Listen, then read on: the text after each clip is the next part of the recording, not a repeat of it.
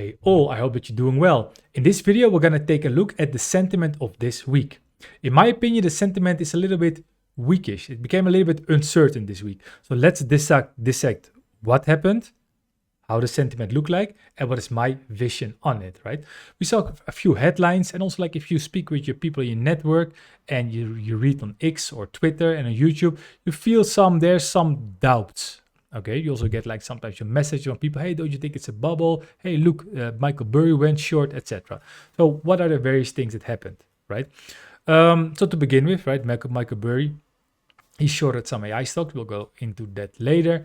There has been like some speculation that we might, there's a pullback incoming, and we have seen some selling this week. So let's go ahead, right? The general sentiment this week was a little bit of, yes, a reassessment of valuations. It's very high valuated. We might be a little bit stretched. The economy might go a little bit down, taking the stocks with it. And is it not something happening that we could call a bubble, right? Especially also with OpenAI, more or less 10 billion in revenue, investing 1 trillion in the AI infrastructure. What are we doing? So let's take a look at actually what are the facts, what has been written, and what are our conclusion. This is how the Qs look like. What do we see? This is the daily chart. Each candle represents a day. We're just basically moving up, but yes, we gapped down a little bit today and yesterday. Still, if we're zooming in, it's not that much, right? We're still trading above the highs of October, so it's not that significant in my opinion. This is the SPY, basically moving up since the low of April from the tariff war uncertainty, just moving in a straight line up. And here we see, this is what we can call weakness, right? This is like from half February to half April, how we were really moving down in the height of the uncertainty of the tariff war. Basically, we saw like from half February to half March, we saw only lower lows, lower highs, and we saw accelerating down when there was the Liberation Day, right? This is weakness, a big significant drop over a longer amount of time. That's not the case in my opinion, right? Here we see, for example, NBIS, the Neocloud provider. Yes, we sold up this week and then we gapped down again, but is this really significant, right? After the all move up, we're still trading in a range. We're still trading more or less at the high of September, above the lows of October. So yes, how significant is that, right? So these are the facts, like how the market is currently trading. AMD, they reported earnings. They came down a little bit, but also if you look at the lows of May, we moved up from 100, and during the tariff war it was even lower, all the way to the high of 270, and now we came back to 250. NVIDIA, also we see some red days, and now we're still trading above the previous all-time high of September, October. Yes, Bitcoin took the crypto market, and Bitcoin not so much, but even though it also dropped down a little bit, right? The high of Bitcoin 120K more or less, now at 100K. Some of the altcoins dropped a little bit further. Let's take a look at that as well later. Let's start with this. Also, I teach to what I discussed last week in my course that I'm giving on long-term investing and the AI revolution. One of the mistakes often made in the stock market is looking to find explanation for short-term price movements. Yes, market is up 1%. Okay, what's the explanation? We're going down 2%. What's the explanation? We're going up. What's the explanation? But it's just a way that, because like from our psychology, we want to make sense of everything, right? And then often it's not even correct what is happening, but at least we got the feeling that we understand the things, right? And that's also what we see in the news, in the headlines. There's like a whole content army out there trying to make content. They want you to read the content and use the content and watch the content so they can sell the advertisement, right? But a lot of it is definitely not sound or valid. You have to be careful for it, right? So let's take a look at these headlines. Stock closed lower, hit by AI valuation concerns. Nasdaq dropped 2% after Palantir earnings. Let's take a look. Goldman Sachs and Morgan Stanley warn of market correction. Things run and they can pull back. Yes, things run and they can pull back. Okay, very shocking. Let's take a look what actually has been said. Okay, so these are the headlines. So what are actually the facts? The CEO of Goldman Sachs, what did he say? It's likely they're going to be 10 to 20% drawdown in equity markets sometime in the next 12 to 24 months. Okay, is it anything shocking? I mean, like that could happen everywhere, right? It's always likely to expect like a 10 to 20% drawdown.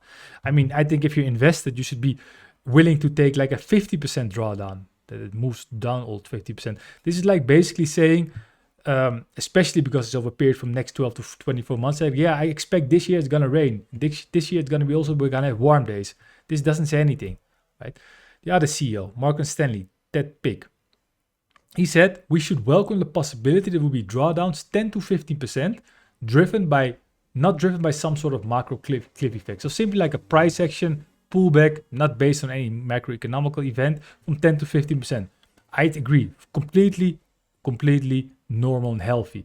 They didn't say anything shocking here, and this is how they base their headlines on. Google said Morgan Stanley warned of market correction. Really? Okay, let's continue. How does the sentiment further deteriorated? Michael Burry shorting AI stocks. Michael Burry returns with two big shorts, Palantir and Nvidia. Of course, Michael Burry got very famous by shorting in the financial crisis. He was there in time. Of course, a lot of respect for him. There's also a very interesting movie about The Big Short. I definitely recommend you to watch it. So he shorted Nvidia and Palantir, right? Let's take a look at the Palantir earnings from this week, because we saw the headlines, right? Valuation concerns grow. A possible rally exhaustion. Let's take a look at the facts. This is Palantir, right? It has been just moving up. We have been basically since August moving sideways. Yes, we moved up into earnings. We gapped down, still trading above the highs of September. So this is how the chart looks like, the facts. Let's take with the other facts. The earnings of Q3 2025. What do we see? US revenue grew 77% to 883 million. A record setting of total contract value, 151% up to 2.7 billion. Margin 43%. They're raising the guidance for the full year 2025. These are probably the best earnings from the whole earnings season from all the companies, at least like from the well-known companies. Extremely good earnings, okay? This is the rule of 40. Here we combine, for the tech names, the margins, we're adding it up to the revenue growth, right? So revenue growth plus margins. Revenue, like how fast the revenue is growing, compared with the margins, how much from each dollar that they get, they can actually keep. Combined is, of course, very powerful. Palantir or PLTR is by far the biggest, by a landslide, bigger than all the other tech names. Okay, so it means they're growing very fast and they have very good margins. The combination, they crush everyone, the rule of 40. Now let's add it to the top 25 market cap big names. Palantir is also crushing it here, right? It's very clear that Palantir is the strongest, right? 140%. Not only strongest, because actually Nvidia is stronger. So from the rule of 40, revenue growth and valuation, Palantir and Nvidia are the best. And then yes, Michael Burry is shorting them. Okay, Palantir and Nvidia could be. I wish him all the best of luck. Perhaps he's right. I mean, like, he's often like very bearish, right? He called like many recessions that of course didn't happen in the last couple of years. He was also one time very right. But I wish him a lot of luck, but this does not concern me, right? And I think that's pretty clear. Especially considering this is the historical forward PE, right? PE is like a way of evaluating a business. Look at in Palantir, right? Basically, the valuation is, of course, very high for Palantir. That therefore, like, I'm not invested in it, and I definitely would not recommend investing. I think the valuation is way too high. It's valuated for this insane growth for many, many years to come. So, and I think it's not the best way to go for these kind of companies. I think there's way better opportunities out there for a good valuation, right? Investing in companies, finding very good companies for very good prices, not just very good companies if the prices are not good anymore. So what do we see here, right? So this is the valuation since May. We're not more expensive right now than in May. Like the historical valuation of forward PE is more or less the same. So what do we see? We're crushing it with earnings this week. Very good earnings. And then suddenly we get valuation concerns. Right? Suddenly we get valuation concerns while it's actually the same valuation as 4 or 5 months ago. And it actually confirmed with a very strong, extremely strong quarterly earnings, Q3 2025.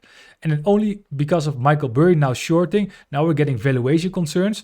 Okay, well, for me, that also doesn't make a lot of sense. Let's take a look at the next one, right? The full year outlook of Uber drags stock down. Supposedly we had also earnings this week of Uber, right? Q3 2025. Let's take a look at the facts, the good.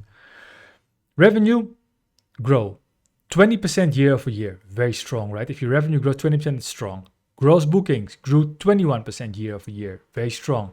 Trips, it grew 22% year over year. That's a very extremely fast growing business. They also said the largest trip volume increase in Uber's history outside the post-COVID rebound, right? Because you can imagine if everybody's locked up and suddenly people can go outside, then of course you see again a big rebound. So, but that was of course an outlier. It was the largest trip volume increase in Uber's history. Let's take a look at the bad. Yes, operating profit missed due to undisclosed legal and regulatory expenses. Yes, there are risks, right? Like riders are setting up unions. There are all kind of disputes everywhere. That's a clear risk in Uber. I'm invested in Uber, but I know that they're risk. But still, I'm invested because I think the risk to reward and the probabilities are outweighing the risk. Right? It's not that I put all my money in it, of course. No, I put a small portion of my portfolio in it because I think it's a good risk to reward bet, but I know the risk. Why do I think it's fine? I think like such a fast growing company, there's a clear moat with the technology. That's going to be the market. It's already the market leader. I think in the end, they could solve these kind of things. I think there's a higher probability they will solve it, right? The same as the margin, the adjusted EBITDA is a little bit the guidance, right? For the quarter four is a little bit lower than expected.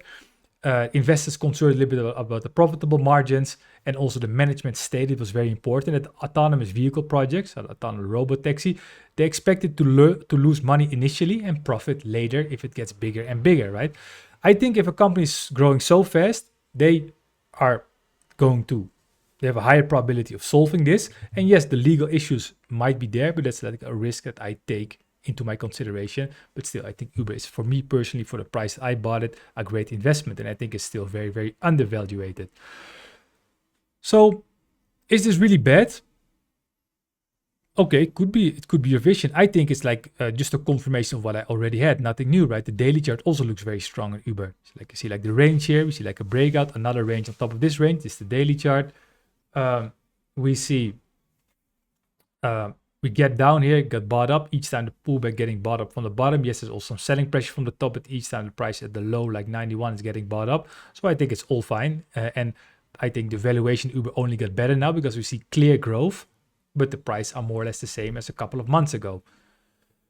Next one, AMD. AMD did not report it strong enough for the market. Let's take a look at the facts, right? So AMD moved up a lot. We made a small pullback last couple of days. Revenue, it was a record quarter, up 36% year over year. It beat analyst expectation with almost 9 billion. Earnings per share, $1.20, up 30% from 90 cents a year ago. Free cash flow, a record.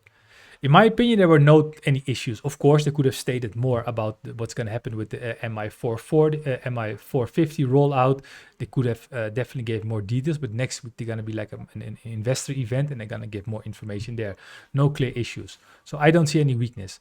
So if we're adding all this information, right? So did your vision about the future changing, right? Market in the short term is very, very emotional.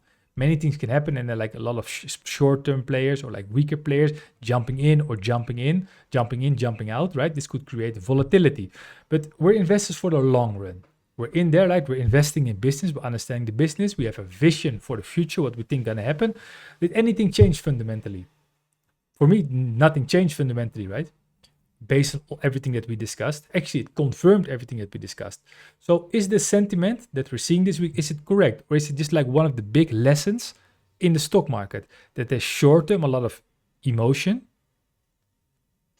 And in the long run, therefore we can profit, right? Because there's a lot of players more focused on the short run. And we can like, by investing in the long run, we can have an edge. Yes. So with regard to this, the general market sentiment, I don't agree. And everything that my current vision that I have has only been confirmed and not corroborated, right? I didn't see any falsification of my vision that I had. Yes, crypto is bleeding. Bitcoin like 10-20% now since the top, more or less, a little bit less, like 18%. I think there's nothing shocking. Bitcoin has also been volatility, and I think the volatility actually hasn't been so high lately last year. Other crypto has been, especially like the altcoins, I'm not too much into it, but I followed a little bit, have been bleeding more. And I think there was definitely too much confidence in the last couple of months in the crypto, right? There was almost no risk aversion anymore. Like in AI, actually, you hear like a lot of risk aversion, right? There's a lot of criticism and doubts. In crypto, you almost didn't hear any doubts anymore last couple of weeks. It was like a done deal. There's therefore also like the Bitcoin and Ethereum treasuries going up, the BMNR, and the MSTR, and right, in these companies you pay, you buy the share to indirectly buy like Bitcoin, Ethereum, but you buy it for a premium. So let's say you buy for $1 the one of these stocks, MSTR, BMNR, and then like you get, for example, like for 70 cent Bitcoin. So it's indirect and you pay a premium for it. I think these are all symptoms that there's too much positivity, and that's of course when the markets are have a higher likelihood to drop, right? And there were also like a lot of crypto bros expecting the altcoin bull market to happen based on what happened in the past. And I'm a person, I don't really think if all the information is out there that it's going to happen. So I never was a believer in it. And crypto bleeding right now, that could be a combination of these aspects, and definitely also that the market now saying, hey, maybe we're not going to see an altcoin bull market, and it's going down. Of course, there's one more thing, right? We got the government shutdown. That could be the reason of the weak sentiment. Could be, perhaps. I don't think it should be. I think it's also time to have the government shutdown solution there. And I think the best solution would simply to also shut down the payment of the politicians, right? That going over it. I'm sure if you stop paying the politicians, then the government shutdown will be solved very quickly. So I hope you found it interesting. This is my take on the bearish and weakest market sentiment of this week. If we're looking at the facts, I don't think nothing changed for our vision. Hope that you have a very great day. See you in your next video.